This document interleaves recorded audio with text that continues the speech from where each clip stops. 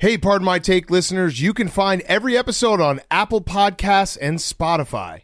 Prime members can listen ad-free on Amazon Music. On today's Pardon My Take, we have our good friend Jimmy Tatro on the show. He's on a new sitcom on ABC called Home Economics, but a really fun interview with him. We've had him on a bunch of times. He's great. We have a recap of Monday night's championship game, a little Masters talk, little Sam Darnold to the Panthers, hot seat, cool throne, FAQs, Jake's one shining moment. We have it all, and we're going to do it in a second. We're brought to you by our friends at Norton. It's truly amazing what they expect us to share online, like why do you need my location, birth date, and mother's maiden name. What are you going to do with it? Who else is going to get to see it? The truth is no one tries to be unsafe online, but as we all know, every time we give up info and privacy, we may be giving up a little safety too. That's why everyone needs Norton 360 with LifeLock to help keep their digital life safer.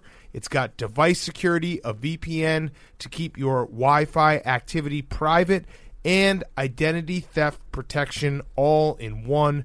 No one can prevent all cybercrime or identity theft, but thanks to Norton 360 with LifeLock, everyone can opt in to cyber safety. Sign up now to save 25% or more off your first year. Head on over to norton.com/PMT. That's norton.com/PMT to save 25% or more off your first year of Norton 360 with LifeLock. Make sure you're taking care of yourself, taking care of your safety online with Norton. Use that code PMT to save 25% off or more for your first year of Norton 360 with LifeLock. Okay, let's go.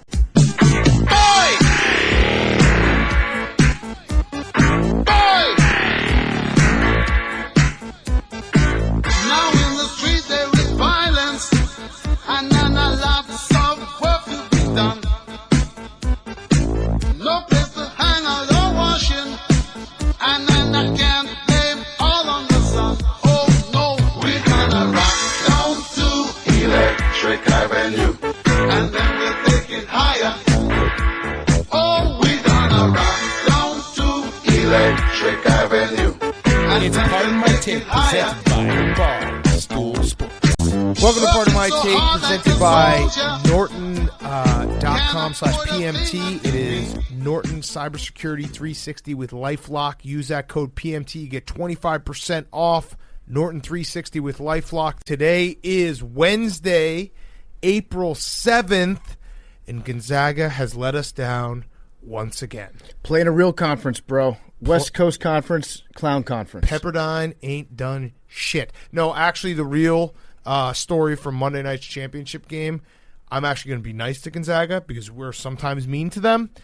No one in the world was beating Baylor on Monday night, and I think that we spent all year talking about how great Gonzaga was, rightfully so, because they were undefeated. But the real debate now is Baylor an all-time great team because they destroyed everyone in the tournament. The only team that covered against Baylor was the University of Hartford. I thought you were going to say Wisconsin. Nope, University of Hartford. Okay, that was a twist. Yeah, University of Hartford in their first game, I think they scored like very late to cover a 25-point spread. But Baylor was dominating all year. The only hiccups they really had was Kansas off of a 3-week COVID. And it was senior night in Kansas. And senior night. Yep. So it was the Kansas game that they lost in Lawrence off of COVID hiatus, and then they lost to Cade Cunningham in Oklahoma State in the Big 12 championship game. The story obviously was the undefeated season that Gonzaga was trying to accomplish. Do you know, fun fact, there's actually never been a one-loss season since 1976 champion. Okay. So Baylor is already in the conversation for best champion in the last 30 years. I like that. Also, the best one-loss team of all time probably goes to Gonzaga. Should we say that? Well, you might say the 38-1 Kentucky. Oh, yeah. They probably or the Illinois team, right? Not the championship, though. Yeah, so actually, not the championship. You know what? Embrace debate. I don't even know if Gonzaga cracks the top 5 of one-loss teams. So I don't know what you do if you're a Gonzaga fan. I don't know if there are a lot out there. I did go searching for them, a little Schadenfreude last night. I wanted to see like the hardcore Zag fans who were in the point of the night after the game where they're like, if anyone's saying that we have to play in a real conference, just block them and move on. Well, you should play in a real conference. You should absolutely play in a real conference. Yes, I'm going to say that with my chest. And yeah, a lot of it has to do with the fact that there aren't a ton of Gonzaga fans out there that will come. It's not like we're talking shit about the Steelers for being the worst, 14-0 team of all time. Right. When we say that, we get a ton of people that they make us feel bad about our takes. Right. With Gonzaga, it's like free play. Right. This was consequence-free zone. Everything we thought was verified on Monday night. I like that. Yeah, let's go back and be like, we said this the entire year. But Gonzaga was an awesome team. I thought they were going to win. You're right. Yeah. Baylor, like that's the difference between UCLA playing their perfect game and Baylor playing their perfect game. Right. Is Baylor did it and it was never close. Jay Butt, that's what I'm calling him now. Jay Butt was calling God last night. Butt 2. Jay Butt 2 was calling God last night. Hope God's got rollover minutes. He was fucking dialed in. He had a moment where when a shooter is so locked in and they're shooting into the ocean, and it's not even like when he shoots a three, it's when he was shooting free throws, and they were as a pure free throw could be, where it was just beautiful to watch. Like, not all swishes are made the same. They're like snowflakes. So that like the way he was locked in was incredible. They were just a more physical team, a better team defensively. I don't want to do the old man yells at cloud, but Drew Timme stroking his mustache when they were getting killed. They were down 15. Also altering the mustache in general. Altering the mustache. Also getting absolutely cooked on defense basically all night. Like, here's something nice for Gonzaga fans. Drew Timme played so bad in the championship game, he has no choice but to come back to college. Mm-hmm. There you go. He should have just shaved everything at halftime. He should have come out looking like Johnny Sins in the second half. Yeah. Just like bald, just a smooth guy. 2 for 2 on Johnny Sins this week. Yeah. Oh, shit, I got bonked again. It was, you know what it was? It's Jimmy's and Joe's over Timmy's and Joel's. Mm-hmm. And Jalen Suggs getting, obviously, the foul. I hate the foul rule in college, especially in the tournament, because it reminded me of when Florida played Ohio State in the national championship game, and it was billed as Joakim Noah and Greg Oden. Joakim Noah gets, I think, 2 fouls very quickly, only plays 20 minutes of that game. I want to see the best players play. I think that in the tournament, I know this is probably stupid and they never do it, but they should make it so that you can get 6 fouls, 7 fouls, whatever. The 6th foul is essentially like a technical where you get 2 shots in the ball. Like Jalen Suggs being out of that game 2 minutes in sucked for everyone. I agree. I think that's a good take. It'll never happen. Because, no, it'll never happen. No one's going to change the rules like that. No. But yes, you're right. We want to see the best players play. I also think that we've somewhere along the lines we've incentivized college referees to make more charge calls because they get really into it. There's nothing more than a college ref likes than doing the charge call, except maybe like putting your hand on the small of another official's back while you talk it over. They love doing that too. It's TV Teddy. TV Teddy and Bo Borowski both made the charge call. They made the charge call sexy. They need to figure out a different symbol for the charge call to make it like less cool to do. I have a Mike Greenberg. Smack yourself in the face. Yeah, scratch your butt, bite your fist. Yeah. I have a Mike Greenberg's dumb rules. I don't know if it's too early in the show for this. No, go for it. To fix the charge rule, because it is one of those things where there's so many and it's kind of like annoying where it's like there's too many charges, they should make it so that if you score, it counts. That's what I said. If you dunk. I think that, no matter what. I like that. Yeah, I think definitely if you dunk on a charge, the charge is waved off. You're saying just if the ball goes in on a shot, but a lot of times there's no shot that's put up. Right. I also think you should have to attempt defense, not just obviously I'm probably hurting myself here because I do root for Brad Davison, but you should have to attempt defense instead of doing like the hold my nuts and get run over move. Like, you should have to actually try to block a shot and get charged instead of just trying to get charged. I don't hate that rule, Hank. I think if the ball goes in, it's fair play across the board. Yeah. And the possession still switches. I also like what we're doing here, which is the foul counts. We're drawing just massive conclusions from this one game that kind of blindsided everybody, basically. But I like that. That's when we start really cooking with our good brains. I think that next year the conversation needs to start happening like, are transfers the new one and dones? Oh, yeah. Everyone's getting all hot and bothered about transfers. So it's like if you're doing the brain meme, regular brain is play with 4-year seniors. Exploding brain is two and dones. Galaxy brain is one and dones. And then the universal brain is guys that were supposed to be one and dones then transferred to become two and done somewhere else. Yes, everyone's getting all upset about it. I love the fact that everyone's able to transfer right now. I think it makes the whole league better. Or the whole college basketball better, because I'd rather see the talent spread out, and I'd also rather see players that want to compete for a job and be a starter, and they're like, all right, I'm going to go here, and I don't know, it's just better. I think it's better. You not like it, Jake? I also am saying this because Must Bus kills the transfers, and I want him to continue to be great. If coaches can hop from school to school, not have to wait, players should be able to do the same thing. I love it. Agreed. I love it. Jake, so your take on the championship game and maybe your one shining moment, how did you end up doing? Yeah, so obviously the game was a bit of a letdown in terms of excitement. I'm happy for Hank and Rhea. They get to go on a vacation with their winnings. That's great. Well-deserved. Well-deserved. And the production people get their money. They deserve it too. But it would have been great for the sport if we got a close game, because there was so much build-up and hype to this game. And from the beginning, it was, 9-0, and Gonzaga really never stood a chance. Yeah, the moment was too big for Gonzaga. That's what it came. The lights were too bright out there. And, Hank, I'm just a point of clarity, I've worked sidelines on stool streams probably a dozen times, 15 times. That counts as being part of the production staff, right? Well, I clarified in my tweet day to day. Day to day. So you have made contributions, which I appreciate very much. You're great on the sidelines. You're great as a competitor. But there's a group text with people that are in the mix day to day. You were not on that group text. Oh, because you didn't put me on your group text.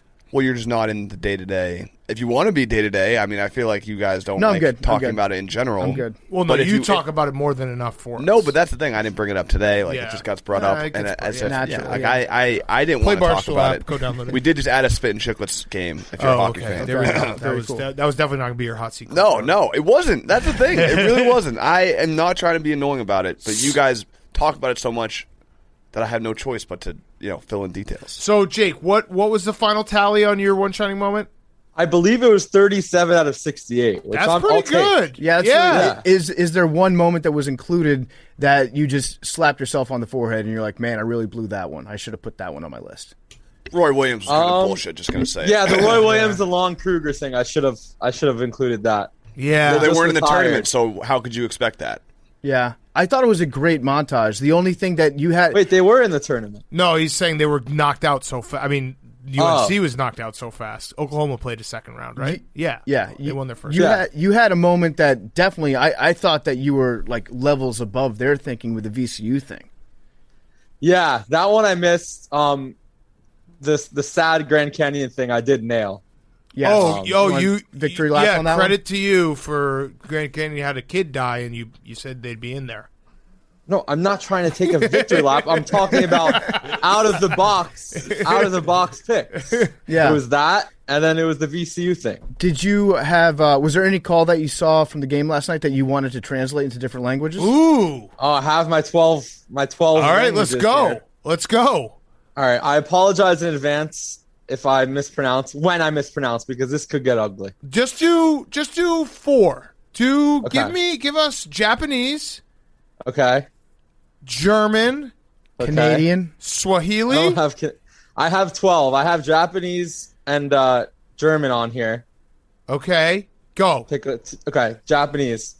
Doryu kantoku, do bira kantoku wa daigu, basketball no reboundu to saiken kanro. Shimishata Championship du D. Nice. That was pretty good. All right, German. It'd be great if there was. Are you just picking every country that we fought in World War II here? Yeah. Okay. Italy's next. A little more emotion. Oh, Billy said a little more emotion. Billy, you try to do it in English. Okay, go ahead. German. Trainer Drew und Baylor benden den Rebound und den Winderaufbau des College Basketballs mit einer Meisterschaft. Okay, that sounds Meisterschaft. All right, now do Italian. Italian. Use your hands. Coach Drew e Baylor completano il rimbalzano del college basketball e Rico Struzzi con un campionato. I just imagine it'd be so funny if there was an Italian AWL who doesn't even really understand English, and then for one brief second. This is their shining moment. Yeah, this is their shining moment. It's like, oh my God. All right, Jake, last one, free choice. Actually, no, Indian. Do Indian. I don't have Indian on here. Do the Jake, one we're that trying you to build feel- the Indian audience, dude. Yeah, free choice, though. Go ahead. No, don't tell us what, and we'll guess it. Okay. Hamemandalo veli ulashla vilon Russian. dela shamot uvrum chadash That's- I malifut. Oh, that's Hebrew. Hebrew. Hebrew. Yeah. Okay. You got it. That was It's like, Russian. Do you have Yeah, a Russian? Do you have Russian? yeah, I Russian. Yeah, give me one Russian. Come on. All right. Feels good. Trainer Drew I Baylor završaють Boston или Boston basketball v college is championstvom. Are you sure that's not Ukrainian? I have no clue. It No, sounded Ukrainian. no, it's certainly Russian. That But I sounded. don't- No, it's Ukrainian. Yeah, Billy That knows. was It's Ukrainian. I'm going to Brandon Oh, Marshall we you and got stand you. up. It's Ukrainian. That's fucking Ukraine. It's Ukrainian. Always been Ukrainian. That was great, Jake. I Thank appreciate you. that. Again, the Grand Canyon thing was not meant to be. No, we didn't. No, it's you. fine. You get You credit. You for it. deserve it. Yeah. Yeah, take your victory lap. Me and you. Come on vacation with me. Hank, put it Are you around, hoping put another a round kid- of applause here? For Are you hoping another kid dies next year so you get an easy one on the one shining moment? It's like the free play on bingo. Stop. I honestly want to say, Jake, that was very impressive. Yeah. The fact that you remembered to do it and you did all those, you had like probably 10 others on deck to do. Mm-hmm. Can you imagine if we gave Billy that assignment? If we didn't like hold his hand and remind him 6 times to do it? No, you nailed it, Jake, and it was a great tournament run. Man, it was an awesome tournament. I think we all can agree that was it was great to have it back, and it just felt I get sad whenever the tournament ends because it is really the best pound for pound, the best like 3-week, 4-week stretch if you count conference tournaments of sports because it's just wall to wall. It was so fun. You don't know what you have until it's gone. Yeah. So, all right. To put a bow on it, Gonzaga will never win a title. I mean, they didn't play against a single ranked team in the entire year of 2021. That's true. Well, in the tournament, they played Baylor. Yeah, that's right, and they lost. Yeah. Wait, who else? Creighton? No, Creighton might not have been. Yeah, they beat him in the Sweet 16. Yeah, I'm thinking of who was ranked before the. Either way, they not counting the tournament, not counting the tournament. final few Yes. games. The WCC is it's Mickey Mouse. That's right. It is a Mickey Mouse league. No disrespect to Loyola Marymount and Portland State and Pepperdine. St. Mary's. Portland, not Portland State. Portland State. Why not both? Portland Play State, Reed College, San Francisco. Yeah, all the greats. You know, places that we all know, the blue bloods of the WCC. Do you think we have a single listener who attends Reed? No. I don't think that we do. I think that sounds like a weed college. It's definitely a weed college. Where is it? Portland. Or it's in Oregon. Yeah. It's not in Portland, but it's yes. Okay. I think anywhere there's weed smokers, we have at least a few. So yes, definitely. Absolutely. Reed College, tweet us if you go to Reed College. And also confirm that like everyone gets a bong when they get their freshman orientation. The degree comes rolled up.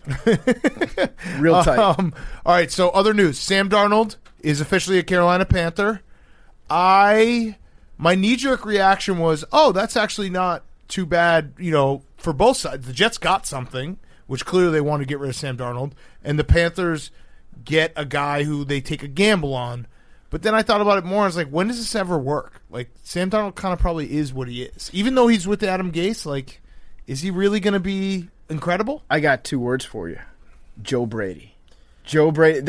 Essentially they're just gambling on Joe Brady being so good at coaching up quarterbacks that he's able to undo every single thing that he's learned with Adam Gase. Okay, but here's the problem. If Joe Brady does do that, Joe Brady will get a head coaching job. Correct. And then you get back to regular Sam Darnold. I mean, Joe Brady almost got a head coaching job this offseason. Right, that's what I'm saying, though. He's going to be back, so you got to cram.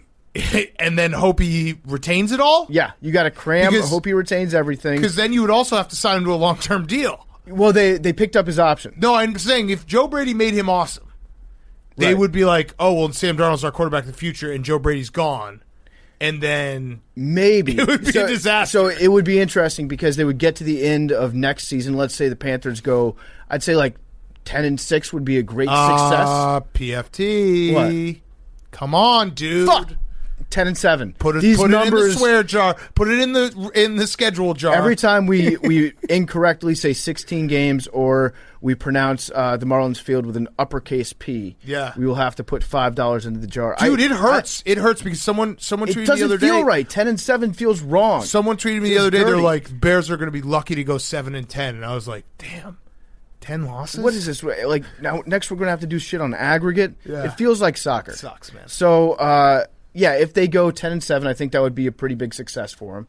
But then at the end of that year, they would still have him for another year because they did pick up the option. But they would probably want to commit to him because they wouldn't want to let him go. But they might not because now he doesn't have Joe Brady anymore. Right. So it's kind of – I don't know how it – They put themselves in a future – decision-making problem that we can see coming from a mile away. And if he's good enough to like get them to the middling range, then they won't be high enough in the draft to get a nice new quarterback. Right. So it's weird, and it also asks you like, all right, so why did they get Teddy Bridgewater last year? Because now they have to keep paying Teddy Bridgewater. So my knee-jerk reaction was everyone wins, and I think the Jets do still win because they obviously think Zach Wilson is the guy, and they get some extra draft capital. I don't really understand. The Panthers are taking a gamble, but it feels like a precarious way forward. So I think the Eagles win this trade because of what they ended up getting for Carson Wentz. It's like, wow, we really put the Colts over a barrel on this one. So although Carson Wentz has played better. Right. But in his career. I think Sam Darnold, he could absolutely deal with a change of scenery at this point. Oh, definitely. And I think the Jets, the Jets are probably going to be happy. The Panthers are... Was there a better option out there that the Panthers could go for right now? I don't know if there's a better option right now. So it is kind of win-win. Yeah. I just don't know. I just don't think both teams finished this trade 9-8. Yeah, I just think Sam Darnold's one of those guys. Like he was kind of that guy in college. You know, like a lot of turnovers. He was. I guess he had some good moments, but not really consistent moments. I don't know. It's very rare that a guy is like this for an extended period of time, and then all of a sudden he's something different. Well, the real question we have to ask is he a pogue or is he a kook? Yeah, that's true. Would you die for Sam D? He would be perfect on that show. He definitely would be. I guess it will be interesting to see what happens. I don't really know. I guess Joe Brady's got to work his magic. Mm-hmm. That's my really favorite. What it comes down to. That's my favorite thing to say after we've talked ourselves into a state of just utter confusion. Just always wrap it up with, it will be interesting to see what happens. Because it will be interesting. It will be interesting. I'm interested to see what happens. I also enjoy the new fad of people tweeting out select Sam Darnold throws from last year being like, you're telling me that Zach Wilson's better than this? It's like, well, that's, probably. Mm-hmm. I mean, we're taking I would say a guess. So. But also, any Sam Darnold highlight that you see from the last couple of years is it's intrinsically poisoned because he practiced against Greg Williams' defenses all the time. And as we know, Greg Williams would do fucked up stuff to a young quarterback. My question is, does Sam Darnold get traded from the Jets if he never gets mono? Is that the sliding door moment of Sam Darnold's entire life? I actually kind of think it is. Like some poor girl went out in Hoboken when she should have stayed home. But it was what? It's the Elijah Moore effect. Was it his second or third year that he got mono? Was it 2 years ago? It was 2 years ago. So it was his second? No. Yeah, it was his second year. When did he get drafted? Fuck. Is mono the second year bump? It was 2018 draft. Because we were worried about him getting COVID. So it was his second year. So that's an important year for a quarterback. It's his second year, and he misses what were you going to say? What did you just say? Well, because the third year we thought he was going to get COVID as a joke. You're like, oh, he's going to be out with COVID because he's going to catch it. All the years, this last year has completely... That was a very funny joke that we said. ...really ruined like my conception of time. Mm-hmm. I can't fully grasp time anymore. Hey, guys, it's still March 2020. Yeah. No, but sometimes it feels like that. It does. All right, so he was drafted in 2018. He played in 2019. And he got mono in 2019, so his second year. So we were right. So if he never gets mono, is he something different? And I actually kind of think yes. Yeah, it was an important time, for sure. Billy is shaking his head saying no.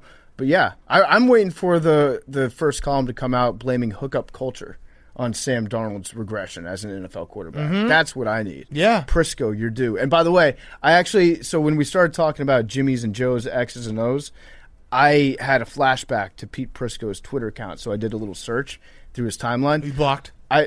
Absolutely not. He's never blocked me. Well, actually, I think Dude, he I don't probably think has I think blocked he me would at block some point. anyone. Yeah, he would block us. Yeah. For sure. But he is the king. Like, if you look at his Twitter feed from 2010 through 2016, he was all about tweeting out Jimmy's and Joe's, X's and O's, Yep. like all the time. Well, because he watches the he tape. grinds that fucking He watches tape. the tape. But, Billy, you were saying that you don't think that him getting mono was that big of an impact. Sam Darnold in that situation on the Jets, what he went through is like totally Sam Darnold with a new start, way better than anything that could have happened in that Jets organization. Right now, we got Saleh getting everything renewed. Salah, new, he's cleaning house, and he knew Darnold was a victim of the situation, and he would be able to get a lot for him in Carolina and get him out there. I don't really understand what that meant, but Yeah. I agree. Right. I agree. You know what the Panthers should do? Was it the Liverpool song? Or the Jets should do this. We got Salah.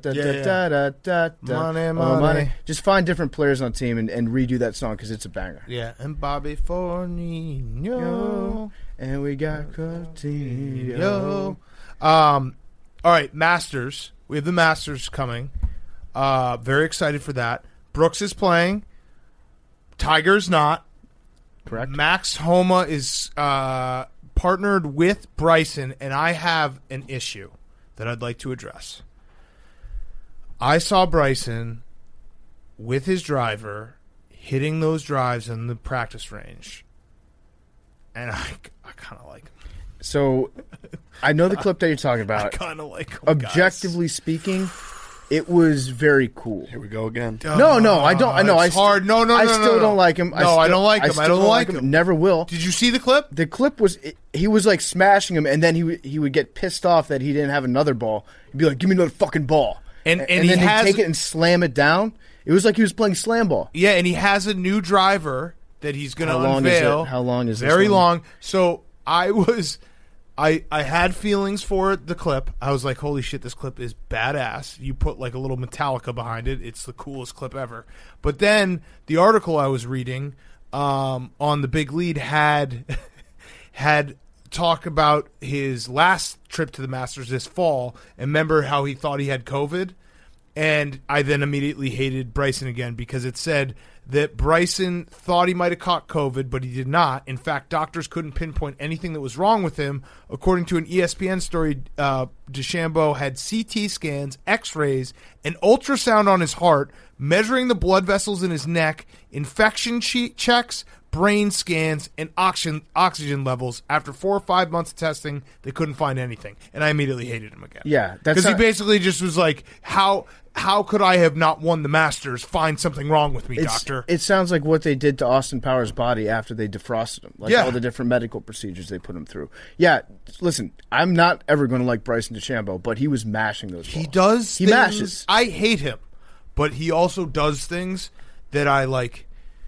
It catches my eye from across the bar, and I'm like, oh, my God. Well, because it's the guy that you would want to go over and watch. He looked like a long drive competitor. I don't think that's not going to be his swing, although it would be sick. I don't know, dude. I don't think it's possible for him to go out on the courts and do that because if you were to see like a spray chart, who knows where that was going. I feel every now and then when he gets up there and does something cool, I feel like Paris Hilton just be like, that's hot. It was so hot. It was slightly hot. If I'm Max Homa, just start doing math problems out loud right next to him on the golf course. Yeah, Max, you're going to do this. Start roasting his swing out loud. You know, it'd be sick if during the par 3 competition, that's today, right? Tomorrow. Oh, today. It's today as it's being broadcast. But if he was just taking like sand wedges and doing that exact same swing and just hitting the dick out of him, that'd be fun. There's nothing better though than the Masters come down from the March Madness. It is really the greatest like setup because it's high impact, high stress sports watching for 3-4 weeks, and then you get the most low impact, good on your knees, napping on the couch, in and out. The best type of sports watching. It's such a great like come down from March Madness. It's like exactly how you get rid of a hangover. So March Madness is just the rager. You stayed out until 4 a.m. and then the next day you wake up and what's the best remedy? A little hair of the dog. Mm-hmm. Getting Jim Nantz speaking to you for an entire weekend in a softer voice than he was before is the hair of the dog of coming down from sports. So it's perfect. I'm also sneakers squeaking to birds chirping. Mm-hmm. It's just beautiful. Do you think that they were piping in the sneakers squeaking at the NCAA tournament? Because remember, we were talking about that one court. One court had higher level of squeakiness. There are times. There was one game. I tweeted a clip, maybe like it might have been last season. But there are times when I think that they're doing it on purpose because it's so loud. Yeah. But I just think they were just, fresh courts. More microphones, maybe? Yeah. Yeah, so there's obviously a lot of storylines. We're rooting for Brooks. If we can't root for Brooks, we're going to root for Max Tiger, to make the cut. And if we can't root for Tiger. Yeah, well, with Tiger, did you see at the Masters dinner this year? So Dustin Johnson. That was my cool throne. We forgot to talk about it, but yeah. Yeah, so they're saving a seat for Tiger. They're keeping a seat open for Tiger Woods. The guys are talking about the food. I was just talking about the pigs in a blanket. Oh, okay. It's on his menu. What else is on Dustin's menu? That's it. That's all. Like, no, he's got whatever. Who cares about the rest of his menu? He has pigs in a blanket as the appetizer. Dustin should have like a funnel cake station in the bathroom stall, if you know what I'm saying. No, but it feels like, well. A little cover up. Yeah. He's got to, that might be. Put that sugar on there. Yeah, he's got to, make sure you wear your shoes, Dustin, not just socks when you're walking down the stairs. But yeah, they're leaving the seat open for Tiger at the Champions Dinner. That's beautiful. And pigs in a blanket, though, it does That's feel more beautiful. Yeah, no, it is. It feels like we all made it. Like I'm never going to get to go to an Augusta dinner, but I'm there in spirit when they bite into when John Rahm and fucking Oosthaven and all these other guys and Greg Norman and Freddie Boom Boom Couples, who's going to be there for his 750th Masters, when they bite into that pigs in a blanket, that's me you're biting into. That's my penis. Does Nance get to go to it? I bet you he goes. Should. Freddie Couples definitely would bring Boom him brings a +1. as a +1 for sure. Yeah, I'm looking forward to people finding things to get upset about, like that they're not honoring Tiger enough. This seems like we're off to a good start though, leaving the seat open for him. Like, you think people are going to get mad if the pimento cheese isn't dyed red on Sunday? Yeah, I'll be mad. I will be mad. Personally, about that. I will be mad. Oh, Hank, you should leave Normie's dish empty tonight for Dan Heron. Yeah, Dan Heron's pug. Also, make sure Normie gets extra horny on Sunday to honor Tiger with his red rocket. I can do that. That would be great. All right, let's get to our Hot Seat Cool Throne. Hot Seat Cool Throne is brought to you by our friends at BetterHelp. All right, guys, we're going to get serious for a second. The last year has been hard on a lot of people, and that's why we're doing something new and partnering with our new sponsor, BetterHelp Online Therapy at Barstool Sports. We truly love and appreciate our listeners. Without you, none of us would be able to do what we do every day. So once in a while, we try to bring you something good. Maybe it's for you, maybe it's not. A lot of us take care of our bodies, but with as tough of a year this has been on many of us, we might as well let you know that you got to take care of your minds as well. There's a misunderstanding of what therapy is. It can be whatever you want it to be. It doesn't have to be sitting around talking about your feelings. It can be a lot of different things. It comes in a lot of different shapes and sizes, and that's what we do with BetterHelp. BetterHelp is a customized online therapy that offers video, phone, and even live chat sessions with your therapist, so you don't have to see anyone on camera if you don't want to. There's a lot of different options. It's much more affordable than in-person therapy, and you can start communicating with your therapist in under 48 hours. Join the millions of people who are seeing what therapy is really about. It's always a good time to invest in yourself because you are your greatest asset. This podcast is sponsored by BetterHelp, and our listeners get 10% off their first month at BetterHelp.com/PMT. That's BetterHelp.com/PMT. Seriously, guys, if you've always been thinking, hey, it'd be nice if I could talk to someone, maybe it's just talking to someone that isn't a close friend or a family member or spouse. It's super easy, and you don't have to jump through a bunch of hurdles and try to find someone in your city. You can do it online with BetterHelp.com/PMT. So go take care of your mind. You take care of your body all the time. BetterHelp.com/PMT. Okay, Hank, Hot Seat Cool Throne. My hot seat, we talked about on Monday. He was my who's back. Now he's my hot seat. The truth. Paul Pierce. Fired. Got fired. Hey, ready? Watch. Listen. Hold on. You fired. That's good. Who is it? That Austin Powers. No, it's the guy from The Apprentice. You fired. That's good.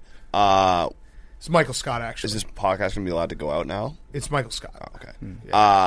Yeah, he got fired from ESPN for his wild Saturday night. Yes. It honestly didn't look that wild of Saturday night, if we're being honest. The depressing part about it was how that was I'm a getting bonk. bonked That left was and for right. sure a bonk.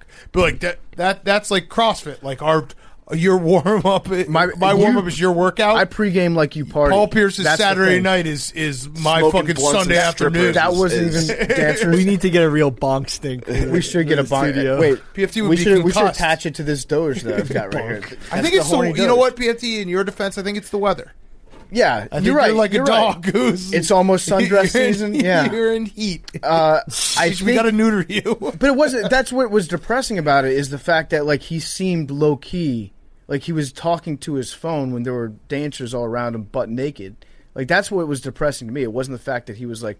I didn't feel bad for Paul Pierce. Like, look what a sad story this guy is having a rager with these strippers. It was like they were calmly dancing. I don't even think music was playing. I think they were just kind of like gyrating in his living room, and Paul Pierce was just looking at his phone. That's what made me sad. Yeah, I agree. He shouldn't have been fired. It's stupid. Mm-hmm. Let the man live. I agree. Let the boys watch. That's why my cool throne is me. If Paul Pierce somehow ends up working at Barstool, that would be a dream come true for myself, just to be able to say I'm coworkers with Paul Pierce. People, what about you us? guys when Deion Sanders, well, that's already a dream come true. Every day I live my dream. But it would just be like, you guys are my adult heroes. He was my childhood hero. I feel like people had this reaction. You guys are a little bit older when we signed Deion, and he was like, oh, Deion Sanders, like, watching my whole life, blah, blah, blah. I didn't have that reaction just because he was a little bit, past when I was watching the NFL. Paul Pierce, my entire life, he was like the guy, so it'd be sick. Yeah. Somehow he worked here. For me, it was Jerry Thornton. The truth. When we signed him. He was here long before you. But then he left. True. And then he came back. True. My cool throne, bonk. What? Jerry Thornton's BFT's hero. Yeah, that's true. That's a bonk. That's a big time bonk. I'm buying. Yeah, You're buying a bonk bonk He's stick? you're gonna bonk the brains. I've been out getting of him. bonked too much recently. because you've been too horny. No. Jerry Thornton is like your It's hero. not fair. I just listen. If you read some of Jerry Thornton's old columns, It's they not were nice of you to indistinguishable call 'em- from PFT commenter columns circa 2014. Nice of you to call them columns. Yeah, no, they were. There was one that was just like, how come we can't? When do we get back to the age in baseball where we stop paying attention to numbers and start paying attention to guys who like to get laid? Mm-hmm. Good point. My other cool throne, Aaron Rodgers. He's probably PFT said it. I don't know if this was on your cool throne, but he's probably going to be the permanent host of Jeopardy now. So he's going to retire from football. No, he wants to do both. He should retire. He wants to do can't both. do both. Shaylee he Woodley, can't possibly do both. With a strong, supportive spouse behind him, I think that he can do it. I don't think he can do both. I don't think he can do both. Aaron needs the support of and also come on PMT. He needs the support of a family, of a very close family unit to be able to excel, and he's got Shailene Woodley standing right behind him. I do think that this is the perfect fit for Aaron Rodgers. I think it's everything He needs to come on. I don't watch. Next I don't season watch starts. Jeopardy, everything so I don't care. that he loves. I watch Jeopardy a lot, and it features mustaches heavily, and it features the host who gets to know the answers to everything and feels smarter than everybody else, which is exactly in Aaron Rodgers' vein. And he gets to answer things in the form of a question, which is very much like him to be like, why would you ask me that question instead of answering it? And Ken Jennings, not possible because of Bean Dad? There's Bean Dad, and then he's got Ken Jennings has some tweets. I just like saying, hey, Ken Jennings should be the next host of Jeopardy, but he's friends with Bean Dad. Yeah. What about Dr. Oz? You missed that week in the internet. In the Oz stands? Yeah. I totally forgot about Bean Dad. Bean Dad. So did I. I What thought a you were ledge. talking about the shrimp guy still. What a Yeah, legend. that's one of those things that we experienced when at the moment it was very funny and it's all we talked about for a day. But in retrospect, you did more damage to your brain thinking about Bean Dad for 2 days than most people would have done to their brains spending 17 years on methamphetamines. Yeah, or more damage than denying your 9-year-old daughter beans. Yes. Like that's Bean Dad did to you what he did to what he people was said he pretending did to do to his daughter. Yeah. It's fucked up. Mm-hmm. Is that it? That's it. Okay. All right. My hot seat is the sun. The battle of humans versus the sun continues. There was an article in the New York Times that scientists are putting together a plan to block the sun out. Ooh. To reduce global warming, to reduce umbrellas? greenhouse gases. They're trying to put in like essentially a giant shade onto the world to block out some of the sun. Finally, we're getting back at that bastard. But I mean, there's an easy way to do it and there's a hard way. You could use science like a nerd, or you could just straight up look at a globe and be like, yeah, let's do that. Let's paint the equator black, like an outfielder wearing the stuff on their cheekbones, trying to absorb the glare from the sun. To me, that seems like an elegant solution, and I think that the world would look cooler if it had a belt. Mm-hmm. Agreed. So there we go. Take that, science. My cool throne is, Hank, it was going to be Aaron Rodgers' intellectual curiosity. Instead, it's going to be accountability. Accountability is on the cool throne because Dusty Baker has said that the Astros have been accountable. They've paid for their sins, and now it's a little upsetting to him, and it really speaks to the world that we're living in these days, where just because you cheated your way to a World Series title in egregious forms and then had a year where you didn't pay for the consequences, there are people that are throwing inflatable trash cans onto the field and yelling at players in front of their children at the games. And they've served their time, Big Cat. Yeah. The Astros have served their time. I don't know if this is insensitive, but just brainstorming on future Mount Rushmores. Yeah. We should do winners of the coronavirus pandemic because they're up there. Mm-hmm. Yeah. They skirted so much heat, and everyone was so mad at them going into the season. Season never happened, and then when it happened, it was already like there was so much shit that happened in between the scandal coming out and then playing games and there was no fans. Yeah. Mm-hmm. No, you're right. That will be a good Mount Rushmore. Put that in the memory LeBron, machine. because he never would have won a title if they were fans. Seriously. Introverts. Mm-hmm. And Billionaires. extroverts. Billionaires. Introverted extroverts. Oh, we got Hank going. Hank, you going? Yeah, billionaires. Wow. Rose emoji. No, I mean it's just a fact. It is true. They got richer. Yeah. What do you think a rich person would taste like, Hank, if you were to eat them? I don't know. Only one way to find out. Mm-hmm. Well, I won that bet last night too, so I shouldn't be speaking about myself. Yeah. In that way. How big of a guillotine would you need to make for Bezos? He seems like he's got a small head. Well, it's neck, right? Anyway. Yeah, it's the neck. They should just imagine they guillotine your head. That would be brutal. Right through your brain, like in Kill Bill, where the top of her. I haven't seen it. They kill Bill. All right. You're cool. No, you did your. That was my cool throw. All right, my hot seat is Jacob deGrom. It's Jacob deGrom season. Was that yours? No. What were you gonna say? Don't worry about it. I can't believe we're still doing this with Jacob deGrom. The Mets. It was. No. Was. So what was your reaction? Nothing. You're very puzzling. You reacted, Billy. You reacted to Jacob deGrom. Something has happened, but I won't tell you till it's all over. No, you have to tell us now. Okay, basically, all my hot seats and cool thrones haven't been taken yet. Oh, wow. So it was a let's go reaction. Yeah, I was like, yeah. You'd be the worst poker player of all time. Nice. No, Jacob deGrom had another game. So since 2018, he's got a 2.07 ERA, and the Mets are 36-41 in those games. Can you list the run support that Jacob deGrom has gotten in his last 10 games? Here we go. 1, 2, 4, 2, 0, 3, 5. Stanley, who cares? Get this man a Diet Coke. All right, go ahead, Billy. First better be incredible. The Red Sox put out this new alternate They're uniform on the hot seat? that hot seat. Everyone was like, "What are these?" But like, no one knows they're for the marathon. I'm just talking about Twitter. Everyone's I'm like, pretty sure I like hate the these. tweet where they announced somewhere like, "Hey, we're celebrating or remembering." Right, no, the but everyone was like, marathon. "What are and those these?" have been like the marathon colors for I know, but 136 is it years. because people it's the outside of finish line? Boston don't know that. But I think in the tweet It's just said that. But the thing is, it's bright Okay, 0 for 1. blue Next. and yellow, and they're like, "I thought this was 0 the for Red 1. Sox." 0 for 1. Brandon Marshall God.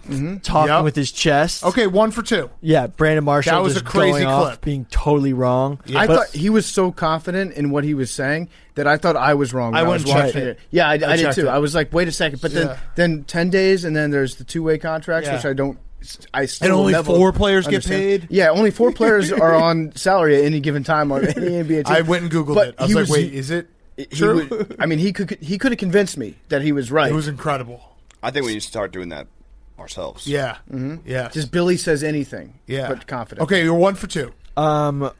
Rappaport went on First Take and cried. Well, no for 3 because it was Yeah. undisputed. No, 1 for 3 now. 1 for 3. Undisputed? It was undisputed, and he also said at the end it was a joke.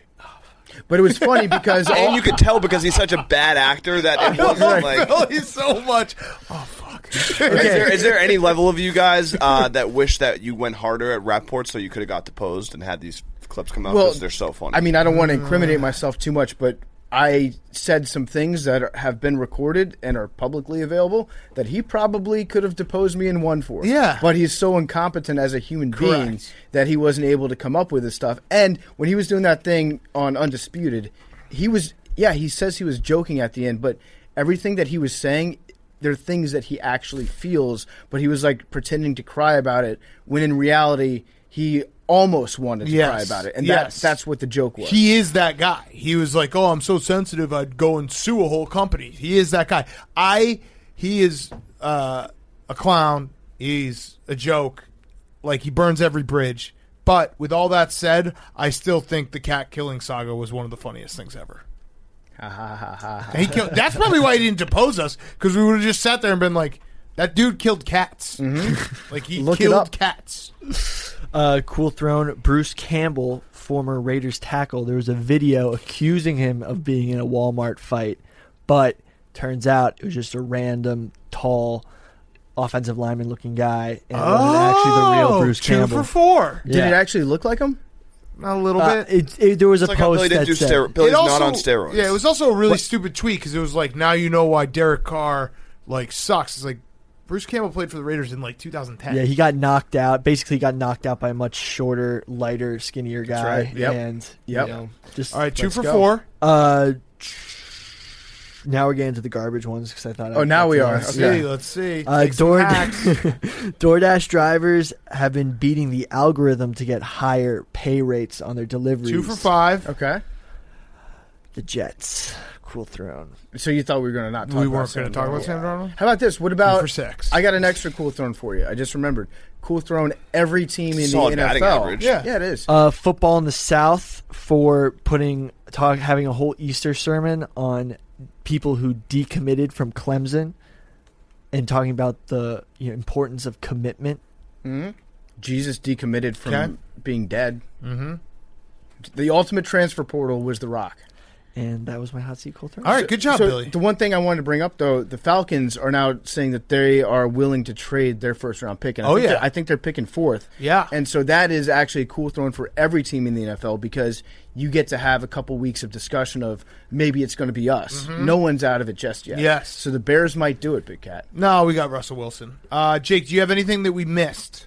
Yeah, hot seat, unfortunately, is you guys because the All-Star game has been moved to Coors Field, and the balls are going to fly for the home run derby. Yeah, for But- everyone, though, dude. Yeah, exactly. The I know. concept of altitude doesn't It's the only work narrative. on Christian Yelich. But so I'm nervous. I looked at the dimensions, Jake. In right field in Cumberland, Georgia, at Truist, it's 325 feet.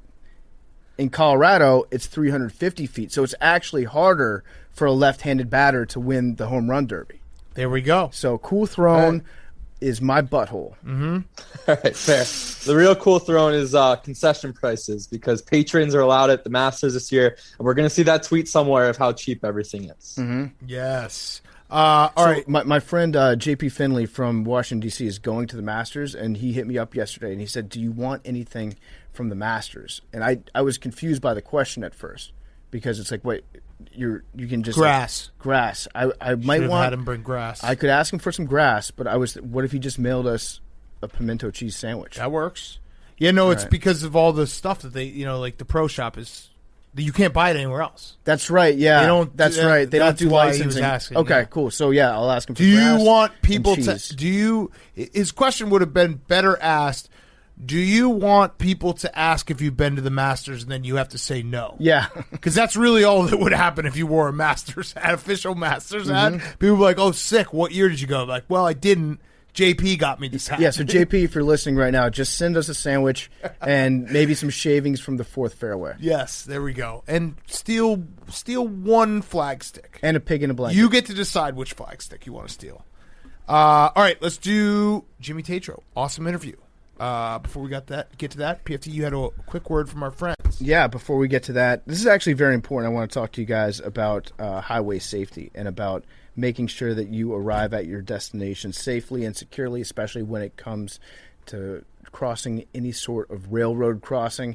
It can be frustrating, especially if you're in a hurry or if you're running late, to find yourself at a railway crossing waiting for a train.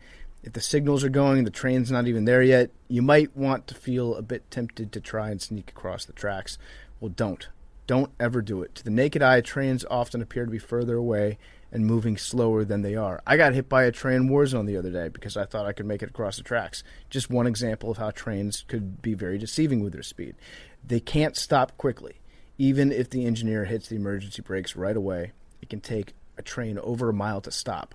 Over a mile to stop. By that time, it's too late. The result is a potentially deadly crash. The point is, you can't know how quickly the train will arrive. The train can't stop quickly. Even if it sees you, it ends in disaster.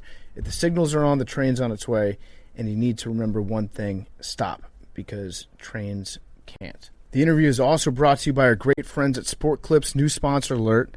I actually have a standing appointment right now at Sport Clips for January 10th to get my hair cut as soon as Ryan Fitzpatrick wins a playoff game. Or they might actually win the division, get a bye, so I might have to bump that to the following week. But it's going to be at Sport Clips, going to get a haircut. It's going to be great. Sport Clips stylists are experts in men and boys' haircuts with specialized training and techniques. Cutting guys' hair can be harder than cutting women's hair sometimes. When you go to Sport Clips versus a place that cuts women's hair, you're getting stylists who are specifically trained to cut guys' hair. Sport Clips are experts in understanding facial shape and hair texture and cutting to a guy's best advantage. Sport Clips' signature service is the MVP haircut experience. Do you guys know about the MVP experience at Sport Clips? I'm not even going to read the rest of the ad because they're going to talk about their legendary steam towel that you get, the most refreshing thing in the world. It's so much more than a haircut. The legendary hot steam towel on your face, the massaging shampoo that makes you melt into your seat. It's the ultimate in relaxation. With 1,800 locations nationwide, Sport Clips is closer than you think, and your experience is even better with on-deck text alerts, which means less wait time, more prime time. You're going to get a 15-minute heads up when it's time to head in, and another text when you're next in line. Sport Clips gives you more ways to save time so you can enjoy your prime time. Text message opt-in required. Message and data fees may apply. Visit a Sport Clips near you for a haircut that exceeds the typical experience from start to finish. Now here he is, Jimmy Tatro. Okay, we now welcome on our good friend, recurring guest Hall of Famer. It's Jimmy Tatro. He's got a new show. It is called Home Economics. It's on ABC. Don't know if you heard of it, but Jimmy is now a sitcom star. So my first question is about the show. I watched the trailer. It's Home Economics. Also, Topher Grace is on it, who is a recurring guest as well. It's about a family, and it's three siblings. One of the siblings is a one percenter, one middle class, and one barely holding on. Jimmy is the one percenter. Was this method acting for you? You know what's funny is when I told my mom about the concept of the show, she was like, "Did you write it?" I was like, "No, Mom, I didn't. It's just an ABC show I got cast in." She was like, "Oh, okay. Sounds like, I don't know. It kind of sounds like our life." So wait, what is I mean, it is a big deal. You're on ABC now. I don't want to say you've made it, but you've kind of made it. You could say made it, or you could say sold out. Yeah, you sold out, made it. You are now like, I'm happy that you even gave us this time because you're basically an A-lister. But when you found out about getting cast on this, like, how does that work? You must have been like, holy shit, this is pretty sick. Yeah, to be honest, I kind of went back and forth about it for a while. I was just a little scared of doing an ABC show, just because it seemed a little different than what I usually do. But like, I really liked the pilot script. It didn't feel like corny, and I was a little nervous going in, but like every script that I read, it just they just kept getting funnier, and I actually was like, oh, I'm really liking these scripts, which was a pleasant surprise. So yeah, it was easy to be hyped once we were actually shooting, and it was actually a lot of fun. Yeah, so it must be a lot different because you do come from a background where you can do pretty much whatever the fuck you want as your comedy. Like if you have your own YouTube page, you're basically, no one's telling you what you can and can't say. Now you're on network TV. Is there anything that you've like had to adjust are like toned down going to ABC? Yeah, I think just kind of going to just acting in general. There's a lot of things like you got to tone down from doing your own stuff on YouTube. You just got to kind of realize that you're just playing a role. You're just a piece of the puzzle. You can't really dictate the creative direction of things when you're just an actor, which is something like early on, it was kind of hard to, it's hard when you don't agree creatively with things coming from a place where you're used to like calling the shots.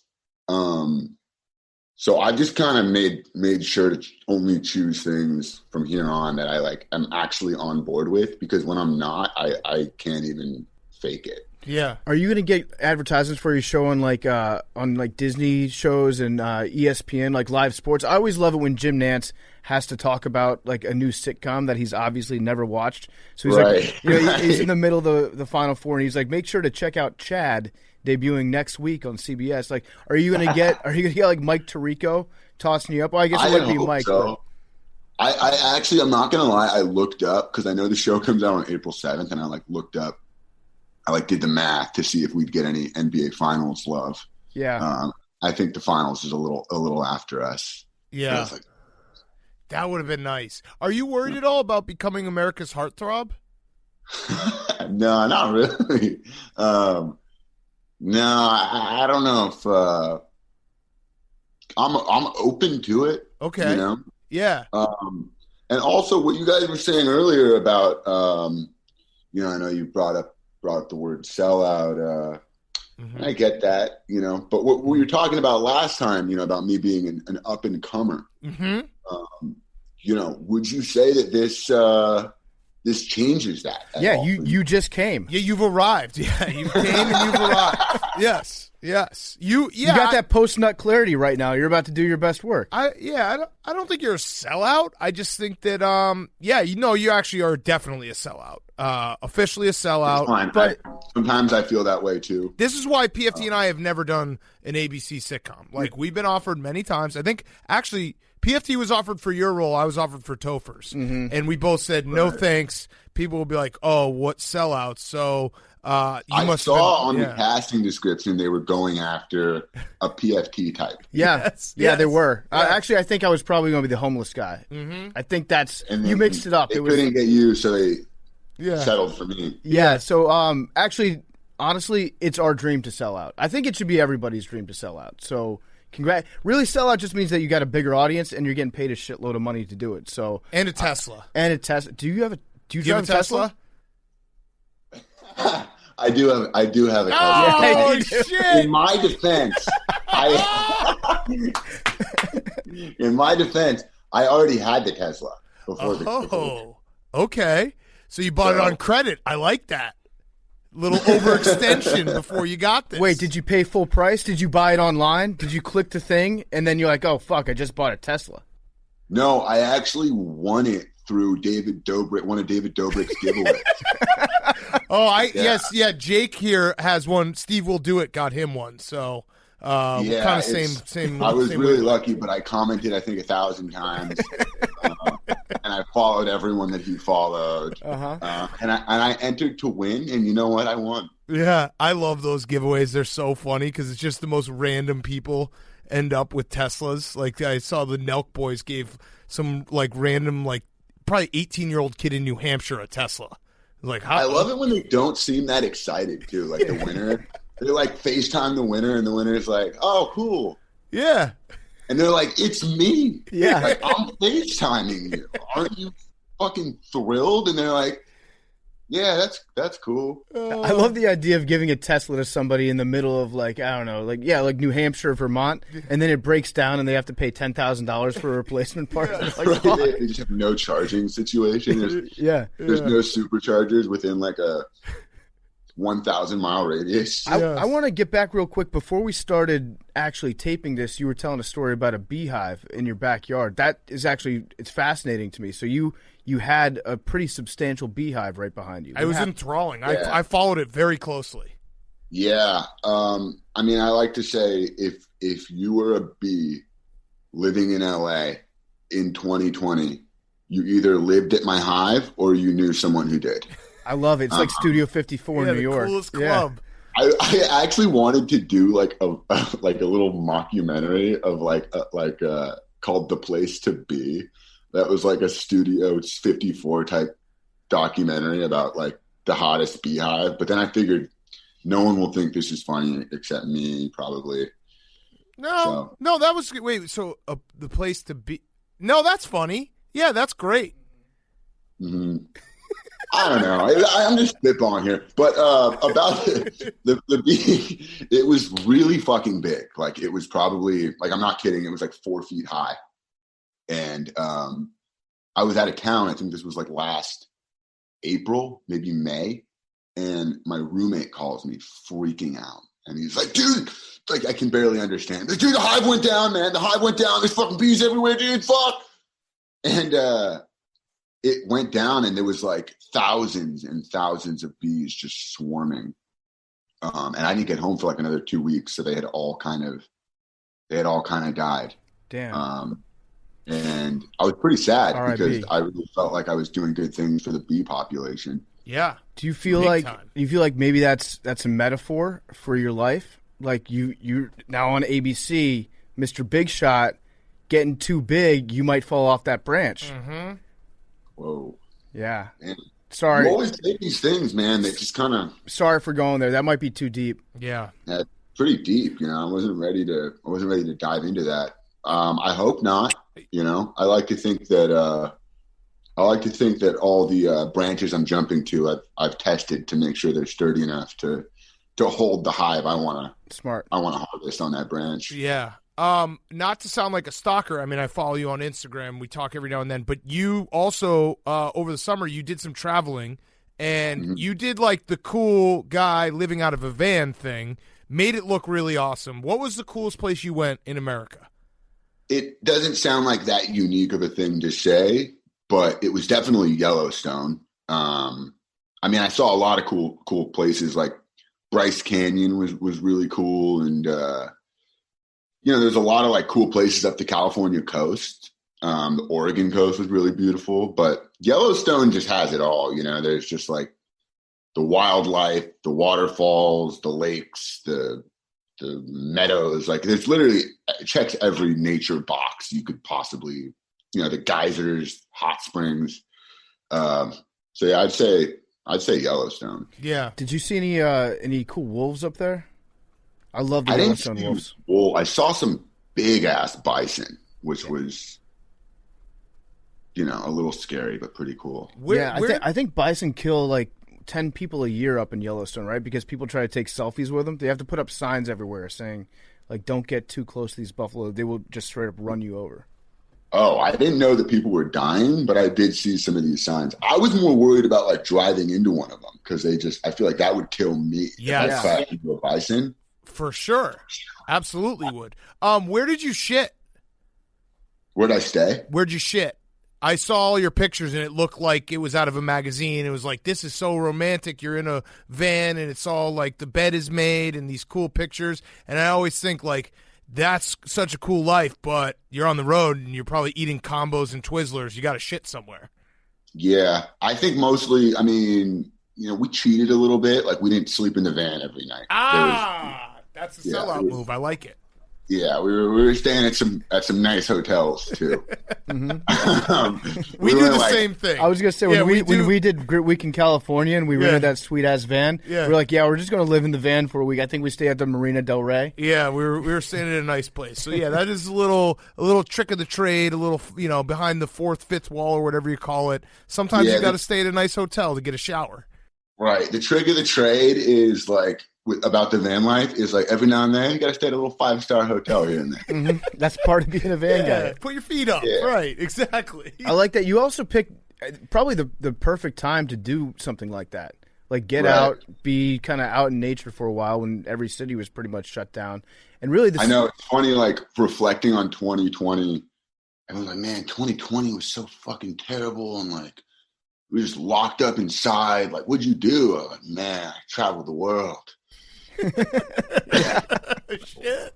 Hey, maybe I shouldn't say that, but I was like in a camper van, like traveling America, seeing sights. And like, I mean, I already told you this last time, but I got it in like, last March, like a year ago. So I for some time I was like, I got the antibodies, I'm invincible. Mm-hmm. So I was like, riding that wave for a bit. Yeah, I'm a COVID survivor as well, so shout out to us. Oh, right, yeah. right. So do you have the fog brain?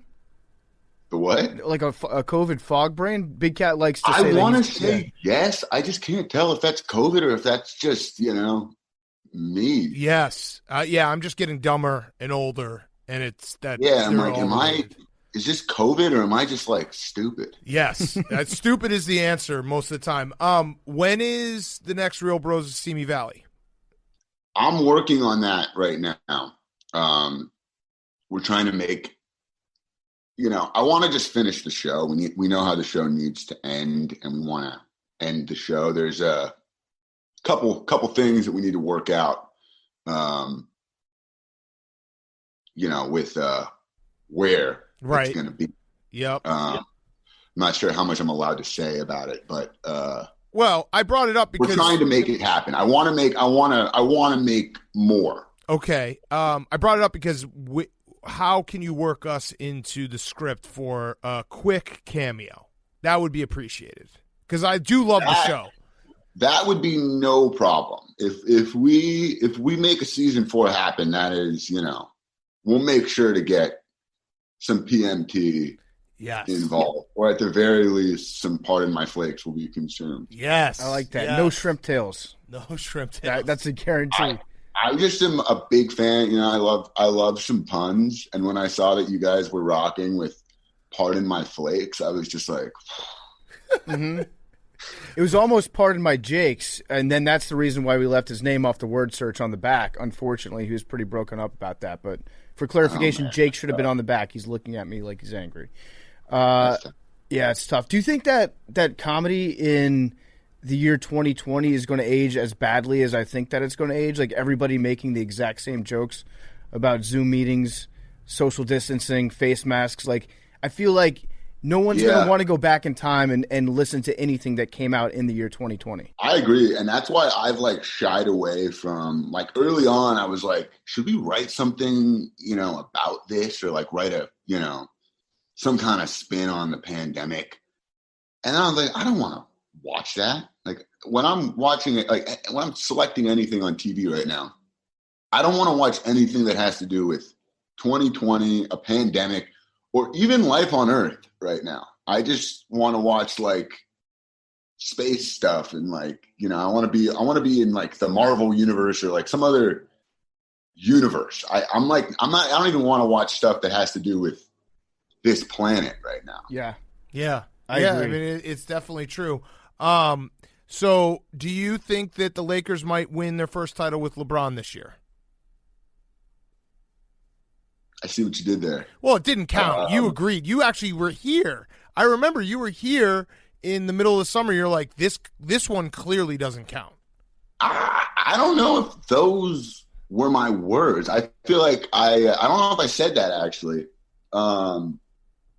I think I definitely said it counted. No. You definitely said all of those words. Yeah. I don't know if it was in that order. They weren't in that order. You could have. So you agree you said it. Made a Frankenbite of me saying that sentence. Saying what? Shit. Damn, he doesn't have the fog brain. Damn. But okay, I think the Lakers have a chance if we can get healthy. Mm-hmm. So you obviously don't want to see the Lakers win. Who do you want to see win less, the Lakers or the Nets? We love the Nets. We love the Nets. We're good program. friends with Blake Griffin, not to name drop, but he is one of our best friends in the whole world. So we are big-time Nets guys now. And also we came to the realization, actually the show we taped last night, that the Nets they have to be the least imposing fan base and championship that could happen. No one's going to bother you. No Nets fan is going to bother you. And I always judge, if my teams can't win, I judge on hey, why don't we have the Padres win? I don't know any Padres fans. Throw that out there so that you just don't get bothered by it. I get that no one being bothered by Nets fans, but I'm bothered by the Nets. Why? Oh, you think that it's not right that they made a super team, unlike everything LeBron's done? Every team KD goes to, he makes them whack, you know? I love the Warriors. The Warriors were cool. You know, they had their thing going, and then KD showed up to the party and was like, wait, guys, include me. And then I hated the Warriors. And then, you know, he went to the Nets, and now they're like, you know, they need you need 6 superstars. If they don't win the championship, they're so whack. Oh, you're doing that. Okay. I do respect that, though, because we were saying the exact same thing about the Lakers with LeBron. But, I mean, every argument that you make against KD, you can make the exact same argument against LeBron. Yeah. No. Yeah. Because LeBron has won with, like, no help. What? When was that? Did I miss that?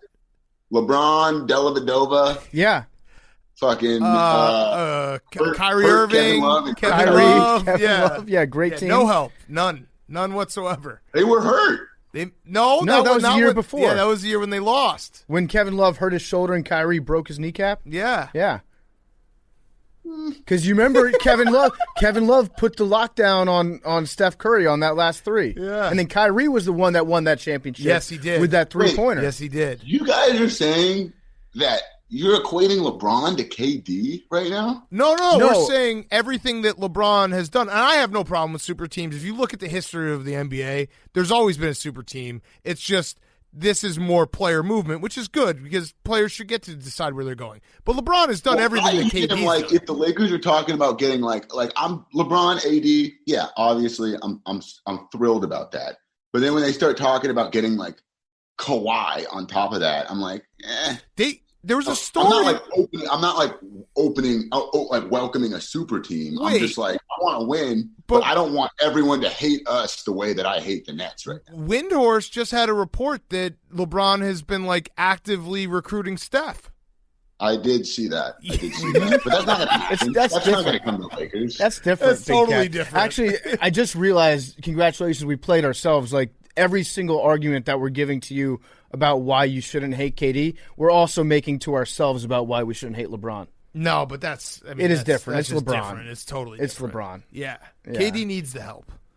It's fine. Whatever. KD sucked. LeBron, I mean, you know, KD made Thunderstruck, the movie. I did not see that. No. Oh, wait. No. You did. What? Is that a real movie? Yeah. It's a kids movie? It looks like a Disney Channel movie starring Kevin Durant. That's awesome. Good for him. Sick. I'm going to watch it with my son. But that's the Thunderstruck 1, right? It's the first Thunderstruck. Mm-hmm. He's not riding. Hey, I'm not happy about Space Jam 2. I wish Space Jam 2 wasn't happening. Yeah. Did you get a call for that? I didn't, no. And that's why I wish it wasn't happening. Yes, exactly. How happy were you on a scale of 1 to 10, though, when the Clippers imploded last year? Pretty happy. You know, we talked about this last time. The Clippers are just, you know, they just were getting ahead of themselves, and it was nice to see them get checked. Yeah. No, I mean, it was funny to see, like, a team that everyone had anointed, myself included, fall apart in such a hilarious, like, in terrible fashion that they did. Right. You know, it's like when you're playing against your little brother in one-on-one, and you want to give him some points so that, you know, he feels like we're playing here. Right. Mm-hmm. Right. So you actually hate the Clippers? Oh, I hate the Clippers. I didn't used to hate the Clippers. Like, you know, back in the day when the Clippers just knew that they didn't matter. I didn't care about the Clippers. It was just that once they started getting a little bit good, all of a sudden these Clipper fans, everyone wants to talk now. Mm-hmm. You know, where were you? Where have you been in the, you know, when freaking Darius Miles was? Where were you then? Where were you when, you know? What's the guy? I'm blanking on his name. Corey Maggette with the freaking headbands around his biceps. Yep. That was a great look. Yep. So, Quentin Richardson. According to you, what would a franchise like the Clippers have to do? Like you said that they didn't take the baby steps. They went too big too fast. In your mind, what's like an appropriate way to change a franchise around that would be okay with you as a Lakers fan? Just silently winning. Silently being good for a little bit before you just start yapping. Okay. That's tough to do, though. Very tough to Yeah. do. Yeah. Win with grace, win with class. Act like you've been there before, even though you haven't. Yeah. Yeah. Okay. I got that. Do you feel like you were slighted, or that the entire film was slighted for King of Staten Island for not getting nominated for an Oscar? I don't know. I mean, I thought it was great. I thought it was a great movie. I honestly didn't see any of the Oscar nominated movies. I just feel like they're all so heavy, you know? It's like whenever I sit down to watch a movie, it's not really choosing those ones. They just feel too oh Jesus. People are going to be so mad about that. We get that all the time whenever one of our phones goes off. People are like, God damn it. That's okay. That was Jimmy's fault. He's an A-lister. Who was that on the other line? Was that Tom Hanks? That was my girlfriend calling. Oh, sick Ooh, brag. nice. He's got a Tesla Got it and all. a girlfriend. Damn. White Boy Summer. Do you know Chet Hayes? I don't know Chet Hanks, but I have obviously heard of Chet Hanks. And Yeah. he makes me laugh. Yeah, he's gone like he's similar to Kevin Durant in that I used to hate him, and now I actually think he's one of the funniest people on the planet. You think Kevin Durant's one of the funniest people on the planet? Oh, he's more likable. It's- Is what I'm saying. Like when he was going at ha ha ha, you fuck you, Mike Rappaport in his DMs. Like that's objectively funny to have. You know, one of the best basketball players on earth calling this failed actor a cocksucker. But I think I agree with. Like, I had heard of Chet Hanks before because people were telling me, like, you know, you should get this guy in Real Bros. And then, like, I just started seeing the White Boy Summer stuff. And I think what really made me laugh was just him opening the video with, "What's up, loved ones?" Yeah. Or no, he says, you know what's really cool? He goes, I'm going to tap in real quick. That's a very cool way of saying you're on Instagram. I think you should, like, the reason why Chet Hanks is so funny is that we're all laughing at him, not with him, really, because he doesn't realize, like, that the picture where he took on a plane where he didn't have a mask on. He's like, we haven't been able to take off because there's someone not wearing their mask. And he didn't have a mask in sight. Like, it was a selfie. And it was like, dude, you're the person. And he doesn't. So I think you should invite him to Real Bros of See and not give him a script or anything and just let him kick it. And I think you would get gold.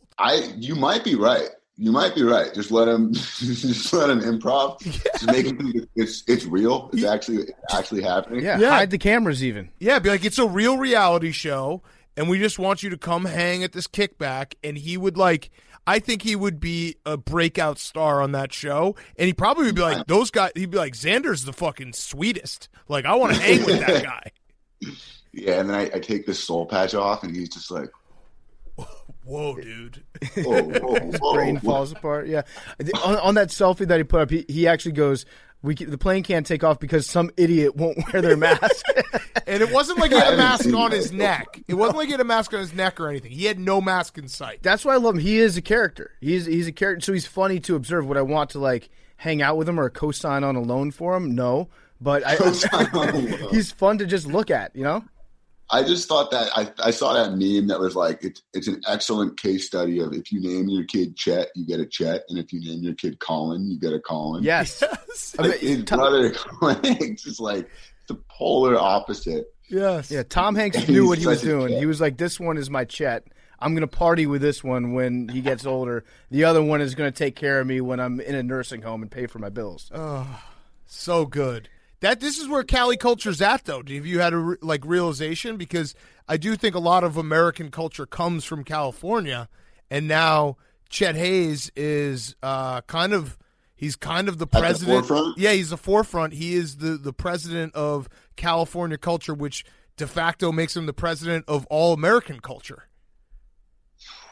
Wow, that escalated quickly. Wow, he really just stepped into the forefront of American culture there, huh? Well, sometimes you don't choose a position; the position chooses you. Yeah. And he was the right man at the right time. Although he made one misstep, I thought. So White Boy Summer started out; it was fun. I feel like everyone could get behind it. It was a positive movement, and then he put out the White Boy Summer merch, which had like severe American Chopper style calligraphy writing for White Boy Right. Summer, and it put that sinister vibe on it.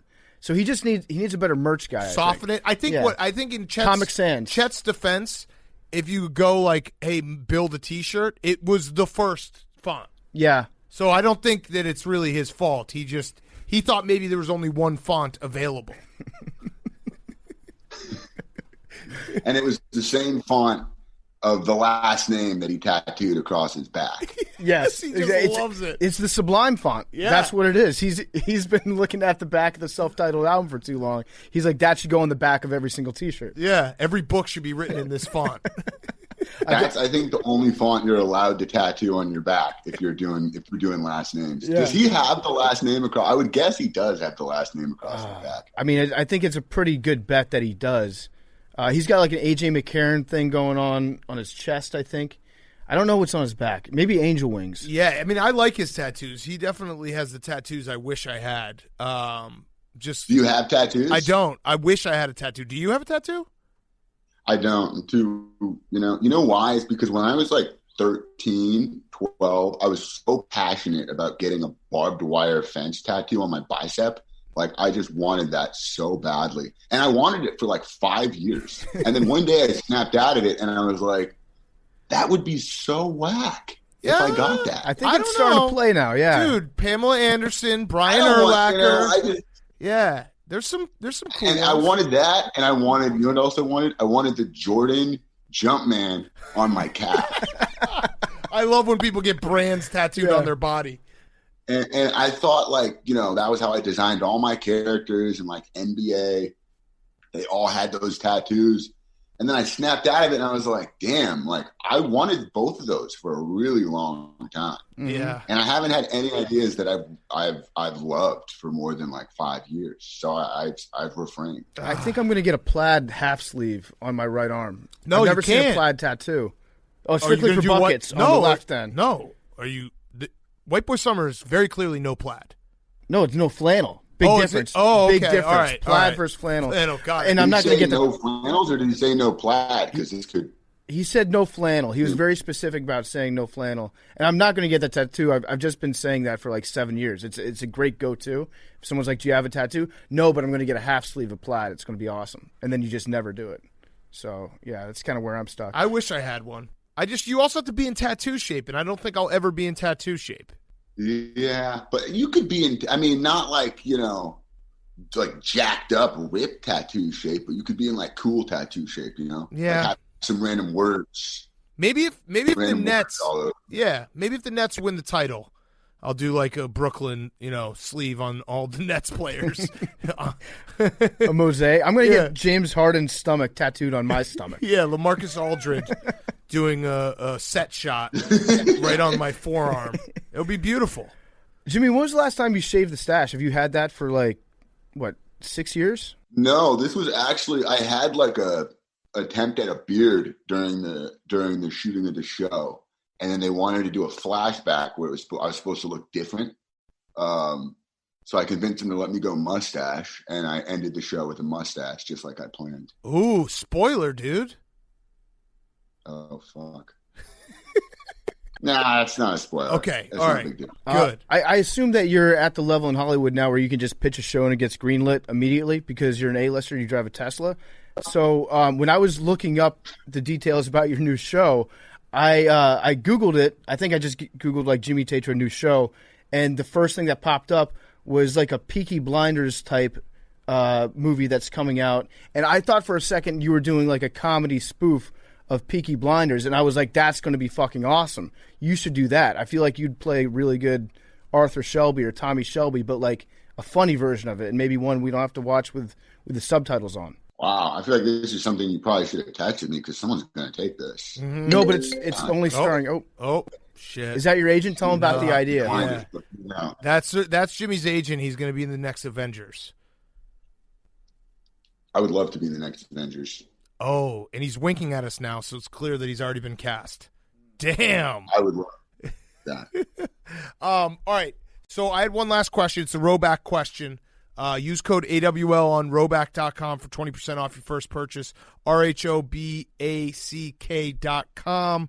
And we're going to give you a Q-zip on us, which you don't even need, but You use it for like a dog bed or something because you're so rich. But Roback does make unbelievable Q-zips, and we love their gear. So check them out, roback.com. Use code AWL. All right, elevator pitch. The Home Economics, it premieres on Wednesday night, April 7th on ABC, 8:30, I want to say. Why do people have to watch it? And should they tweet at you pictures of your face zoomed in and like shit like that? Yeah, for sure. Send me pictures of the screen. You know, that's always it's always a great marketing tactic. Why would you watch it? It's, you know, it's fun. It's easy watching, and it's funny, you know, and it's not like a heavy thing to consume right now, which I feel like a lot of things are, you know, jam-packed with trying to tell you something or, you know, make you more woke about certain things. And that's cool. But this is like a fun family comedy show for when you just want to chill out at nighttime and have a good time. I like which that. I think people need. Are you going to watch it? Yeah. Yeah? Yeah? I saw the first 2 episodes, and they're pretty good. Okay. And you're rich in it, which is cool. And I'm rich in it, yeah. Yeah. Which is, I didn't get to drive the car that they had for me, which was upsetting. Was it just a lesser version of the Tesla you own? You're like, I don't want to drive this. This no, sucks. it was like a little. They had this little like 2-door Mercedes that was just like parked in front of my house the whole time, and I never like got to pull in. You know, I never got to like drive it up. So that was a little different. But you know, that's why we're fingers crossed for season 2. Yeah, you get to drive the car. Yeah, you live out of the car season 2. That's the reason why people should watch it. We want a season 2. And we want Jimmy to be successful because then we can be like, hey, we knew him before he was America's heartthrob. Sure. The next Chet Hanks. Yes. That's what people are calling you. Yes. All right, we're going to end it there. He's going to be the next Chet Hanks. Thanks for coming on, Jimmy. No, watch the show. Well, I don't know about that. Yeah. If enough people watch, me and Big Cat will be in Real Bros final season. There it is. Yeah. And Hank. Yeah. And especially Jake. Yes. Especially Jake because he didn't get on the box of cereal. Yeah. If season 2 happens, then we'll all be on Real Bros. We'll just use it that way. Sure. You guys will. Yeah, exactly. Okay. You guys will be on Real Bros. That's a good incentive right there. Yeah. And if it gets to season 3, Jimmy will get a barbed wire tattoo. You know, we'll cross that bridge when we get there. Okay, so that sounds like a deal. Mm-hmm. Perfect. Jimmy, thank you as always. Always fun, man. And good luck with the launch of the show. We will be watching. I'm excited for it. Yeah. Thanks for having me on, guys. Good to see you, as always. Jimmy Tatro is brought to you by Barstool Golf Time app. The golf season's in full swing. Now is the perfect time to get out on the course. If you're trying to book a tee time, you should look no further, as we're officially announcing the launch of the Barstool Golf Time app. In partnership with Supreme Golf, the Barstool Golf Time allows you to book tee times at thousands of courses. It's the easiest way to get a tee time. After you book, take a picture or video of the course that you're on, submit your official review. Riggs, Frankie, Trent, and Lurch's reviews are on the app as well, so you can join them along with your friends. Other cool features like Barstool Golf Rewards to get free merch will be rolling out soon. So don't be an idiot. If you're a golfer, download the Barstool Golf Time app today. It's now available in the App Store. Okay, let's finish up. We got some FAQs. Oh, huge guest on Friday, by the way. Massive. Future Hall of Famer. For sure. Some say. No, I would definitely say. I also say that. Hank's best friend. Great looking dude. What is the best color for cheese? Yeah. Bonk. Gotcha. Best color for cheese? Pimento. What question is that? What is the best color for cheese? I had a cab driver once from LaGuardia who's like, if you want to live to 100, you got to eat only white cheese. He's like, the minute you eat yellow cheese, you're going to kill yourself. You miss out on the sweet creaminess of Velveeta cheese. No, but he said that. I was like, and he said he was kind of like Brandon Marshall. He said it was such authority that I was like, damn, he must be right. I will eat cheese no matter the color, except blue cheese. Blue cheese Favorite sucks. cheese, if you had to go with one cheese. Magnolia mud queso. It's white. I don't know if I'd go... Queso's a bunch of cheeses combined. No, it's white cheese, Hank. You've never had it, I don't so know you if I'd wouldn't go know. smoked... No, but queso is melted cheese. Yes. Smoked Gouda. So just take the hard cheese. That doesn't. You can't pick a hard cheese. You Pick can't a hard say cheese. melted hard cheese. Hard cheese. Cheese and crackers. White cheddar. I was going to say either extra sharp cheddar or smoked Gouda, but I'm going to go with extra sharp cheddar. I'll say this. I like American cheese. I don't care who knows it. American cheese tastes good. American cheese is more just that's like a volume shooter thing. Like I could just pop them. Cross signals. Rhea judges me for eating cross signals. It's like a snack. Dude, I have string cheese on deck all the time. It's awesome. So white is the answer. Parmesan. Out of context, that's not great. Yeah. I mean, you could take a lot of things like on the show out of context. it They wouldn't takes- be great. You don't want to start playing that game. Not with me. Not with the editor. Shit. I'll start Yes. going through all the yes, clips. I'm trusting the cab driver. All right. The cab driver was right. He said it, and I didn't even ask. He just was like, "What's up, man? You eat cheese?" I was like, "Yeah."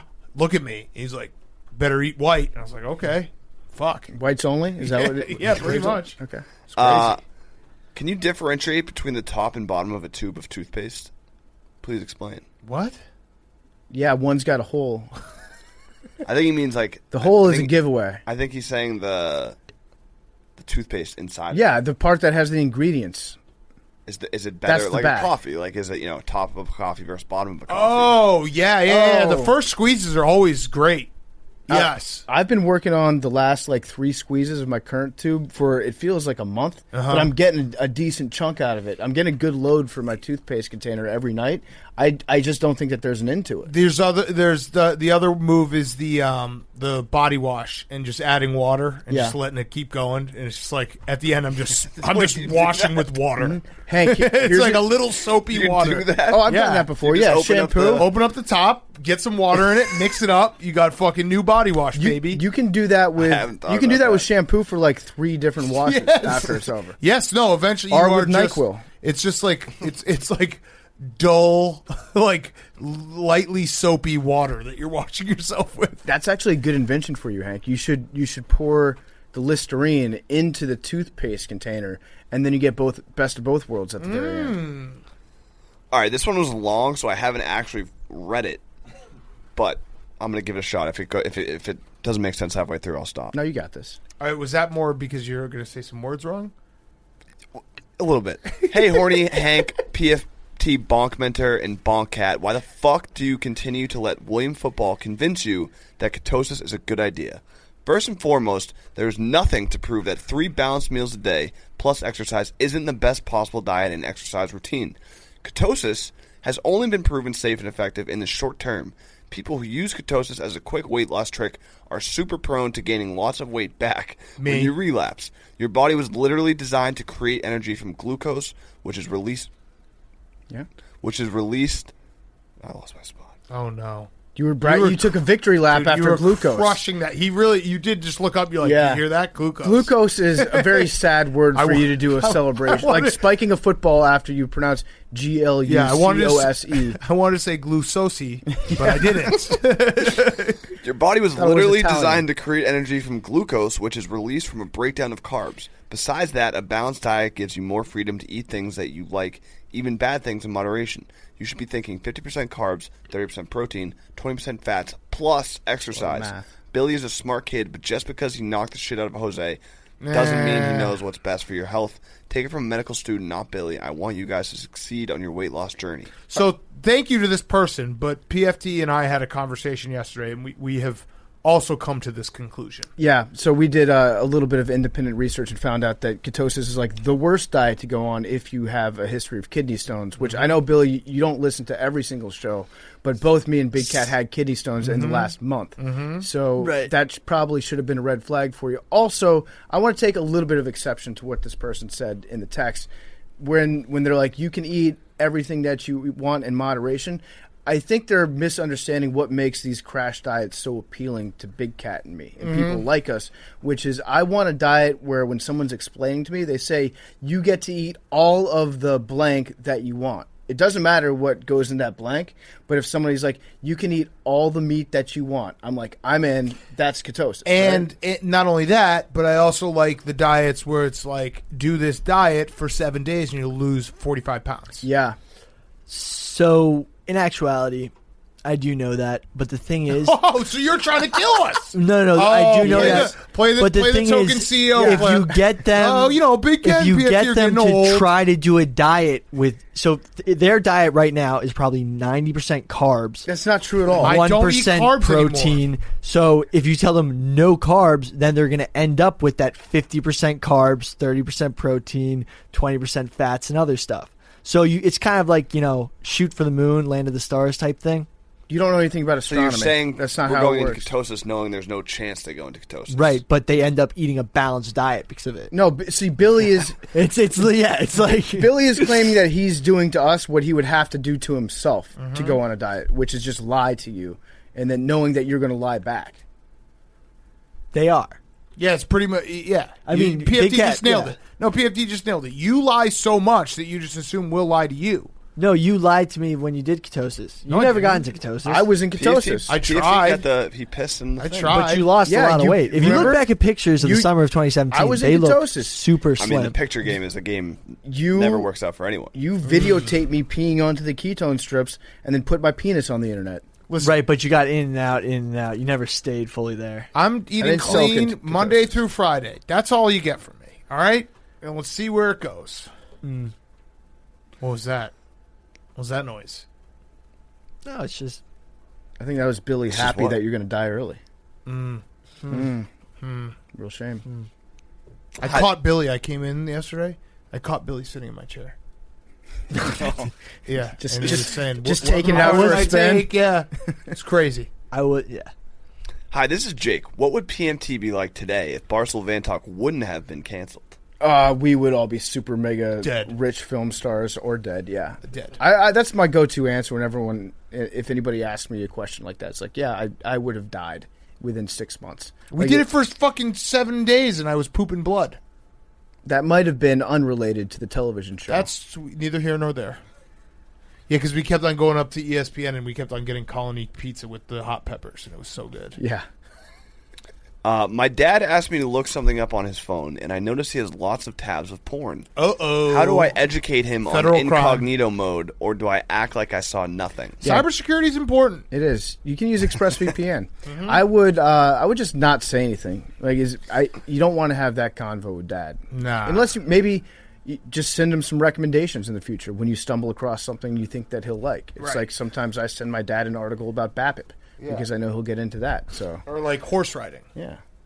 Hello, cat and commenter. Can we expect a tandem bicycle ride anytime soon? Yeah, when the weather gets nicer, I think that's the first thing we're going to do. I think actually, you know what? I looked this Friday. It's going to rain. It is going to rain. You know what would be better than, because like everyone's like, oh yeah, PFT and Big Cat, well, you should do the ride. You know what would be even better is if Jake and Billy did the ride. And we just, saw them during the ride. We maybe we'll meet them at certain checkpoints. I think that'd be very funny. How about this? Why don't we cut off like a little bit of our hair, just like a tiny little bit, and we'll give it to them, and that way we'll be going on the ride with you guys. Do you guys think you could make it around Manhattan working together as a team? I know I could do it. Oh, well, that Yeah, doesn't sound like a no. team. That's exactly the opposite of a team. Billy and I might need to pull some weight when it comes to the uphill portions, but I think I can do most of it. Okay. Okay. I mean, it's an island, so it's not really that. Billy's laughing at you right now. No, the There's Central no mountains. Park bike route that has some sneaky uphill stuff. Yeah. Well, we can avoid the Central Park region because you're doing a lap around the outside of the island. Then yeah, it should be fine. Okay. Okay. Teamwork. Did Miley Cyrus have a better performance than Gonzaga? Yeah, I mean, without a doubt, she should have been in one shining moment. Gonzaga sucks. They fucking suck. What's up, fellas? Especially PF3. My question is for Big Cat. What's up? Would you welcome a savage, just especially PFT, but then actually? Yeah. Yeah, a little hezzy hey. I think it's actually it was brutal for both of us. That was a hezzy hay. Yeah. Would you welcome Matt Ryan to Chicago next season? Yes. Why not? Do you know how bad the Bears quarterbacks have been? Don't ask me. I'm not the one to ask the question. Yes. Go down the list. It's like 40 people. Teddy Bridgewater. Sam dick. Darnold. The Then dick. AD? Yeah, Dude, yeah, Nick probably. Foles and Teddy Bridgewater in the same locker room. Sam Darnold. Thoughts and I prayers. would have tried big bonk. I would have given Sam Darnold a spin. I don't think he's good, but I would have talked myself into it. It would have been fun to be like, hey, he was number 3 pick. What's the best thing to do during a solo car ride? Listen to music, listen to podcasts, or call people you haven't talked to in a while? Not the last one, because unless the people that you're calling are also in a car ride by themselves, they can tell that you're getting a call because you're bored sitting in a car. I like to do the last one. I like to do that because I never talk to people on the phone, so it's like almost a throwback. It's just like, hey, let's catch up for a half hour. I don't think people's I don't take phone calls I'm anymore. pretty much at that point, like, and I feel like Billy's way younger. I don't think you ever talk to people on the phone. No. I would. But I know it's like I don't like talking to people on the phone, but when you're in a long car ride, it's like, hey, I haven't talked to this person in a long time. Let me catch up. I mean, it's kind of nice. I hate answering my phone. I never pick it. I got 2 calls this morning from my urologist. Sent it to voicemail. Yep, got to. Fact. Got to. I'm like, text me, bro. Also, I just will throw on a full like Grateful Dead or Fish show and then listen start to finish. That's always fun. The GOAT move is just picking up some combos, Diet Dr. Pepper, some skull pouches, And listen to just nothing. turning the radio on. Black Buffalo, Black Buffalo. who's a sponsor, Black Buffalo, which I do have in my pocket which right is now. delicious. It is. No tobacco. Not a question, just still upset with Big Cat for not being on Texas Tech in 2019 until the national championship. He is the ultimate mush. Fair. Totally fair. But you know what? That game brought us Brandon Walker. Brandon Walker doesn't exist if that game doesn't happen. Also, you are a Chris Beard guy, though. Yeah, I love Chris. So you can just... I'm sure this This is what person will that be company happy if you gave- just go head over heels into Texas basketball. No, because remember Company that, scammed people. no, they basically called out Dave saying like he wouldn't actually bet like $300,000 on Texas Tech, and then he ripped them a new one, and then Brandon Walker came into our lives. What a world. Yeah, Last one. With the introduction of vaccinations to the general public, will there be an in-person Grit Week 2021, a Grit Stream 2021, or a mix of both this year? That's a great Yes, question. Something that we've discussed. we're gonna try. It's knock on wood, but we're going to try to combine training camp tour and Grit Week in August. So May's not going to really work because I don't think the world's going to be totally vaccinated by then. We're not going to get access. But in August, hopefully, the world will be at a place where we can get out on the road, do a full week on the road, go visit some places, and have ourselves a fucking great time. I think we probably could get on the road at the end of May, but the problem is if we try to go to different facilities, it's going to be so near the end of the vaccination Correct. period that most teams aren't going to be comfortable bringing strangers that look like us into and their walls, I which won't be vaccinated I by get that that. point. Yeah, so August. Well, will you're not. be You're never anti. ever. Yeah. But yeah, August. We have yet to determine exactly where. Right. Yes, that is true. But we will determine where, and it will be fun. And you, Aaron will, Rodgers will interview you. Mm-hmm. Dude, We'll come to you. we'll come to you. We Take will Vanny come to Woodhead. you. We will take Vanny We'll be Woodhead. spruced up. Aaron, if you're listening, we'll let you host just a trivia contest between all of us. That will be the interview, and Yeah. all of our questions to you that we're giving are going to be just interview questions. Yeah. It actually works perfectly in the format. Yes. Yes. All right, is that our show? That's our show. That's our show. Get excited. Friday, future Hall of Famer, huge guest, and Masters. See them. Love you guys. Are we going to do a ball? Oh, yeah. Flamingos are born Should I gray. put the balls back in? I kind of like our 33. odds when I keep a few we got our out. thumb on the scale. I keep a few out. Larry 99. Bird, I usually let it go to 4. 18. And then I reset. Jake says 18. 99. 8. Billy gets 23. 8 almost went up 32. there. 8 almost got that sub. 45. 45. Hank's favorite number. There you go. Love you guys. Talking away. Oh, I don't know what I'm to say. I'll say it anyway. Today's another day to find you shying away. Oh, I'll be coming for your love, okay? Shying away. Oh, I'll be coming for your love, okay? Talking away. Gone. Oh, I don't know what I'm to say. I'll say it anyway. Today's another day to find you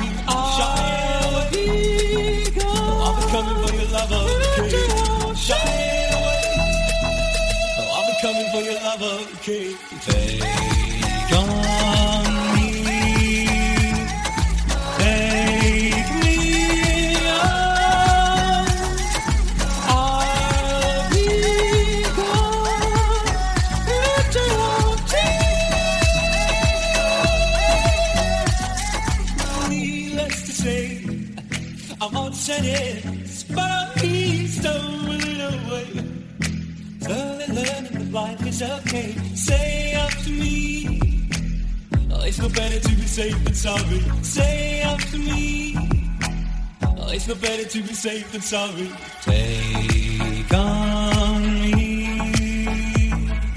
take me on. I'll be gone in a day or two. Take on me,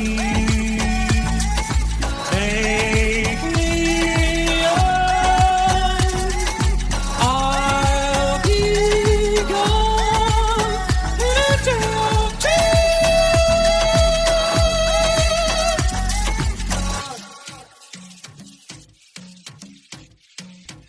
All the things that you say, yeah, isn't a life just to play my worries away. You are the things I've got to remember. You shine away, I'll be coming for you anyway. You shine away, I'll be coming for you anyway. Take on me, take me on. I'll be gone in a day. It's Pardon My Take, presented by Barstool Sports.